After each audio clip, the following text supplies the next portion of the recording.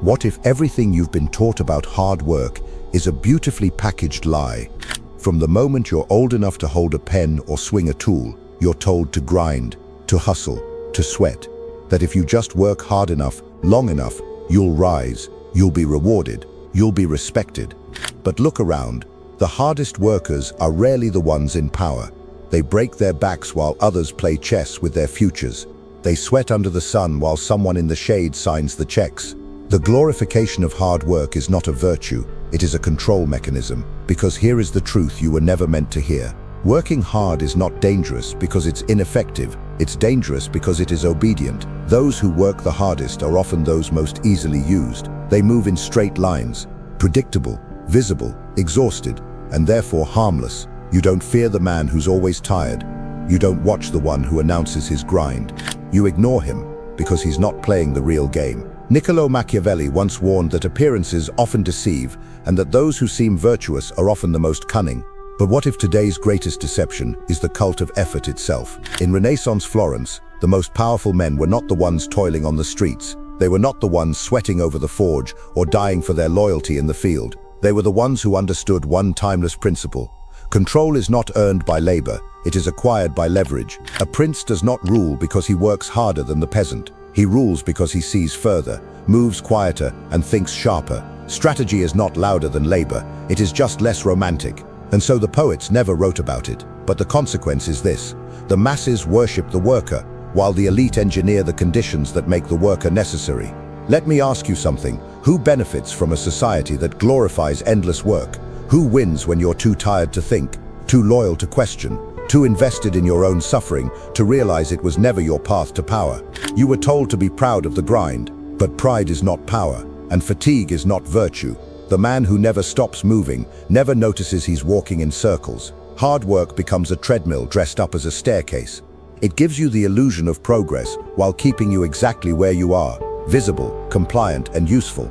And that's the danger, because the moment you confuse usefulness with power, you've already lost the game. A lion does not become king of the jungle by hunting every day. He becomes king because he chooses when to hunt, because his presence creates silence, because his restraint is more terrifying than another's aggression. The hard worker runs toward the problem. The strategist watches the battlefield and moves once, when the time is right, and wins with one strike. And yet, we hand out trophies for exhaustion. We worship burnout as if it were a badge of honor. We call sleep a weakness, rest a luxury, silence a flaw. But ask yourself, who planted that idea in your mind? Who gains when you never stop? When you always produce but never command?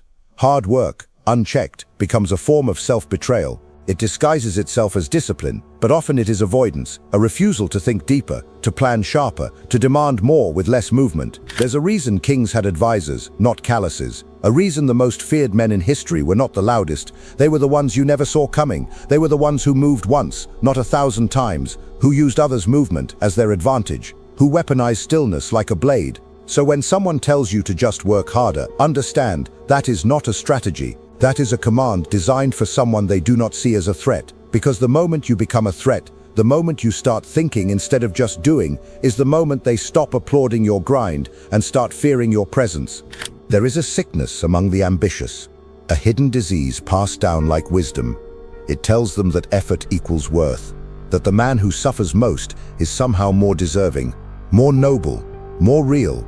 But suffering, on its own, is not a credential. It is often the tax the unstrategic pay for their lack of clarity. And the world is filled with men who confuse being tired with being useful. They wear their exhaustion like armor. They believe that if they just outwork everyone, eventually the throne will be handed to them. But thrones are not awarded for effort. They are taken through insight, manipulation, and perfect timing. The man who works 10 times harder often serves the one who thinks 10 times sharper. Think of the gladiator. He sweats, he bleeds, he fights with everything he has. The crowd cheers. But who truly holds power in the arena? Not the man dying for applause, the emperor, the one watching, deciding, judging. With a single gesture, he determines life or death. He lifts his thumb and rewrites the future. Not through labor, but through leverage. Hard work without strategy is gladiator blood, dramatic, respected, but ultimately disposable. And yet society conditions you to believe that to be noble is to suffer, that your worth is measured by your willingness to endure thankless hours. that rest is weakness and silence is laziness. But hear this clearly, the most powerful men are not the busiest, they are the most deliberate. They don't run faster, they remove friction. They don't compete harder, they change the rules. A Machiavellian mind does not ask, how can I do more? It asks, how can I make less feel like more to everyone watching? This is the difference between the man climbing the ladder and the man who built the ladder and sold it to him. The worker seeks validation. The strategist engineers perception. The worker waits to be chosen. The strategist removes the illusion of choice entirely. So why are we told to worship effort? Why are we seduced by the image of the selfless man, the grinder, the one who never stops? Because he is safe. The man who grinds endlessly has no time to study the game. He is too busy to ask real questions, too tired to challenge the system that keeps him spinning. He becomes a cog. Honorable maybe, but still a cog. And cogs are replaceable. But you're here for something else. You are not meant to be seen as reliable. You are meant to be feared for your precision. You are not meant to serve. You are meant to watch, to observe, to strike once and never need to repeat yourself. This is not laziness, this is mastery. A sword drawn once with accuracy is more lethal than 1,000 swings in the dark. And yet schools don't teach this. Workplaces punish it. Parents fear it, because true power has no blueprint. It cannot be industrialized, it cannot be scaled, it cannot be tracked on a timesheet or benchmarked in quarterly performance. It lives in mystery, in the silence between your moves. The emperor's robe does not get dirty, and that is not an accident, it is a decision.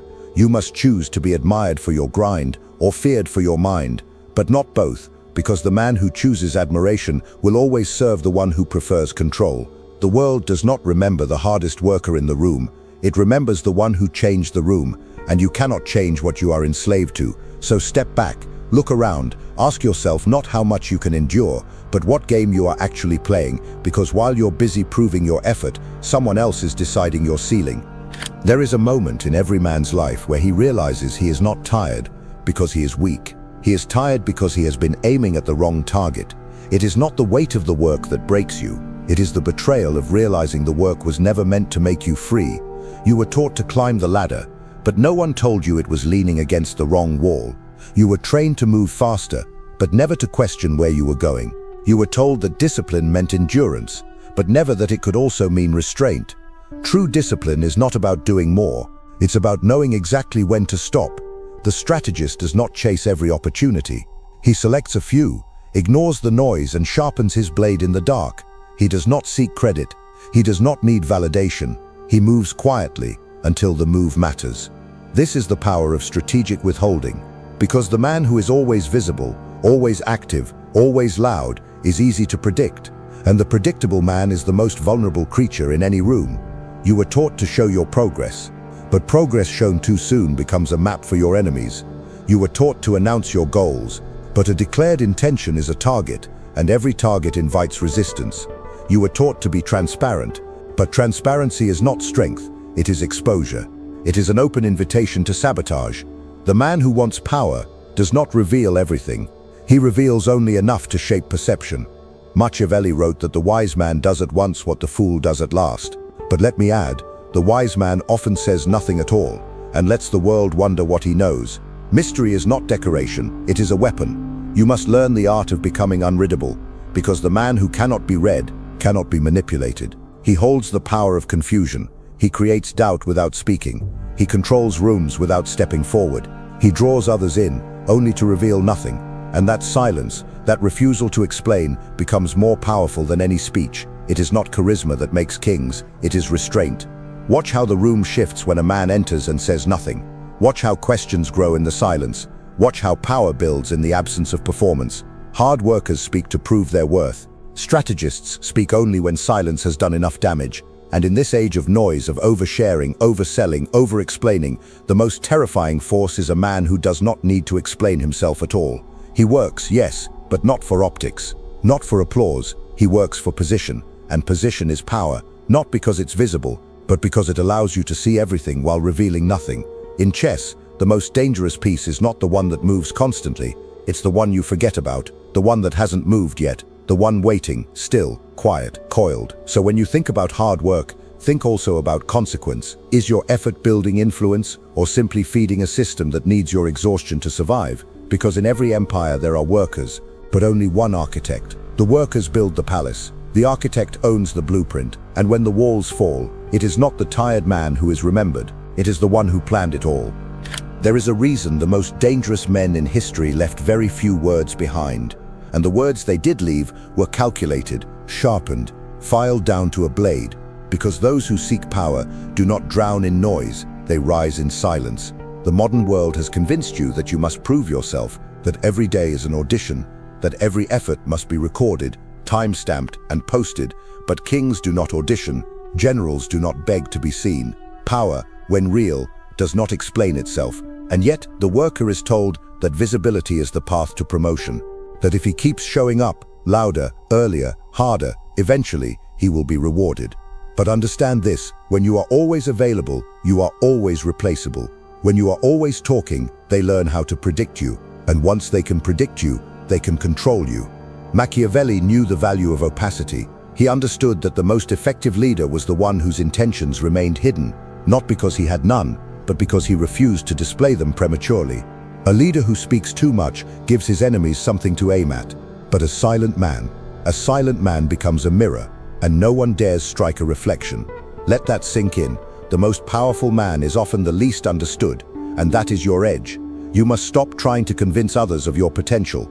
Stop narrating your journey. Stop explaining your every move. Your enemies do not need a tour. Let them stay confused. Let them make false assumptions. Let them underestimate you, because underestimation is the camouflage of the truly dangerous. The world respects mystery far more than it respects effort. And mystery is not a talent, it is a choice. When you reveal everything, you give the game away. When you say too much, you become noise. And when you become noise, you lose gravity. A lion does not roar to prove he is a lion. He roars once, and the forest remembers for years. The rest of the time, he is silent, still, watching. Can you do the same? Can you go a week without posting? A month without announcing? Can you train in silence? Build in silence? Grow in silence? And then arrive, complete, undeniable, untouchable? Or are you addicted to being seen? Because addiction to visibility is modern slavery. It keeps you dependent on feedback, on approval, on likes, comments, applause.